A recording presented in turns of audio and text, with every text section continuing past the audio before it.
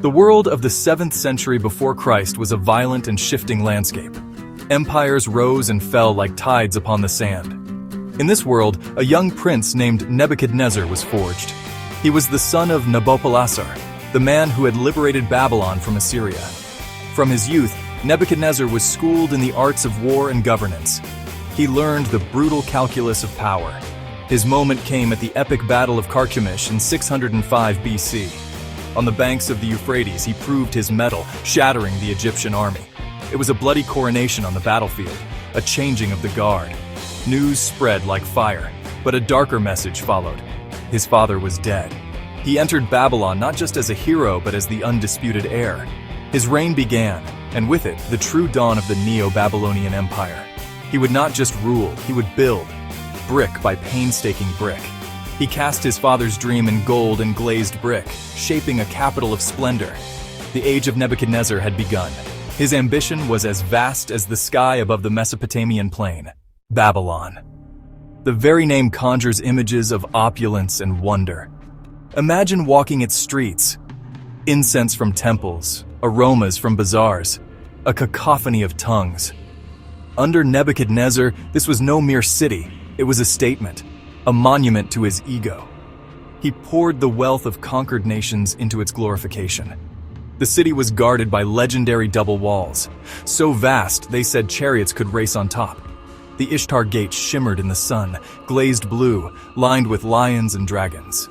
A processional way led to the spiritual heart, walls of lions roaring in glazed brick. At its end stood Esagila and the colossal ziggurat that seemed to claw at the heavens. Priests charted the stars, craftsmen shaped bricks, and the city hummed with life and devotion. The king even led statues of the gods through the streets, an earthly champion walking with his divine. He fashioned a capital so magnificent, its name became a synonym for splendor and power. Is not this the great Babylon I have built? His city was his legacy, bricks, stone, and gold stamped with his name. But monuments can hide darker designs. Ambition often walks hand in hand with brutality. An empire is built on conquest, and his gaze soon fell upon the small kingdom of Judah. Trapped between Egypt and Babylon, Judah played a dangerous game of shifting allegiances. King Jehoiakim, placed as a Babylonian vassal, rebelled and trusted Egypt. For Nebuchadnezzar, this was insolence that could not be tolerated. In 597 BC, Babylon's army, a terrifying rolling river of men and siege engines, marched on Jerusalem. Pointed helmets, archers, battering rams, instruments of swift destruction. The siege was brief and brutal. The city fell.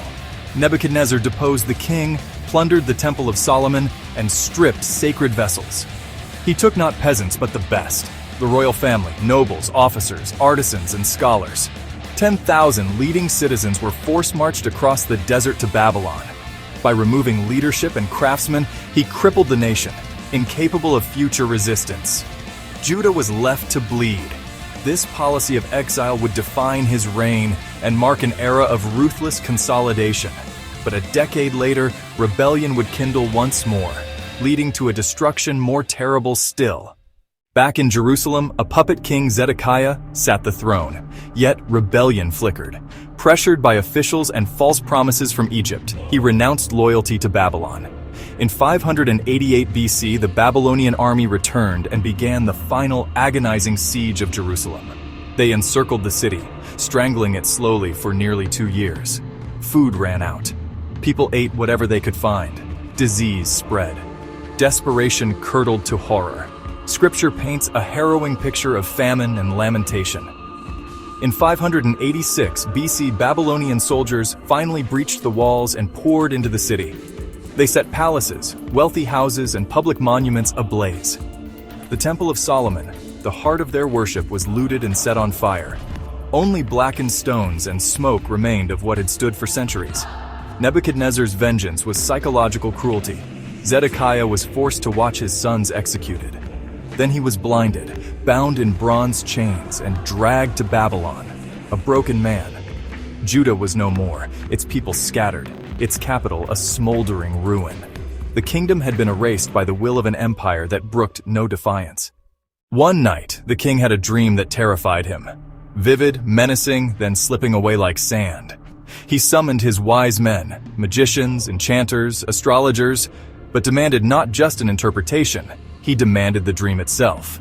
If they could not, the king thundered, they would be torn limb from limb. Among the condemned youths, Daniel asked for time and promised to reveal the dream and its meaning. Daniel and his friends prayed, and in a night vision the secret was revealed to him. He stood before the king and spoke truthfully of the dream and its warning. The vision showed a great tree, immense and life-giving, its branches sheltering beasts and birds. A watcher descended and decreed, "Chop it down, scatter its fruit, let the beasts flee." Yet the stump must remain, bound in iron and bronze, wet with the dew of heaven. The decree shifted. The tree was the king. Let his mind become that of a beast for 7 periods of time. Daniel explained the meaning. Judgment for towering pride, removal from human society until humility is learned. He urged the king to renounce sin, do justice, and show kindness to the oppressed so his prosperity might continue. A year passed. The empire ran smoothly. Perhaps he thought the danger had passed. Is not this the great Babylon I have built? In that hour the prophecy was fulfilled. His reason fled, and a beast's mind took its place. He was driven from the palace, stripped of robes and sent, exposed to the elements. For 7 years the great king lived as an animal, eating grass, hair matted, nails curled like claws. His crown lay in dust while nobles managed the empire. The stump was preserved, roots of authority kept, awaiting restoration. The episode was understood as a divinely orchestrated lesson, not merely illness but instruction. At the end of 7 years his mind cleared, he lifted his eyes to heaven and reason returned. Memories of palace, pride, and the horror of his fall came flooding back. He knelt and praised the Most High, humbled and renewed. His counselors found him and escorted him home. He returned clothed in humility. He was restored, his honor returned, and the kingdom enhanced. The stump, once bound, sprouted again. He sent a royal decree across his empire, telling of the miraculous signs the Most High had done for him. Now I, Nebuchadnezzar, praise and exalt and glorify the King of heaven, whose dominion is everlasting.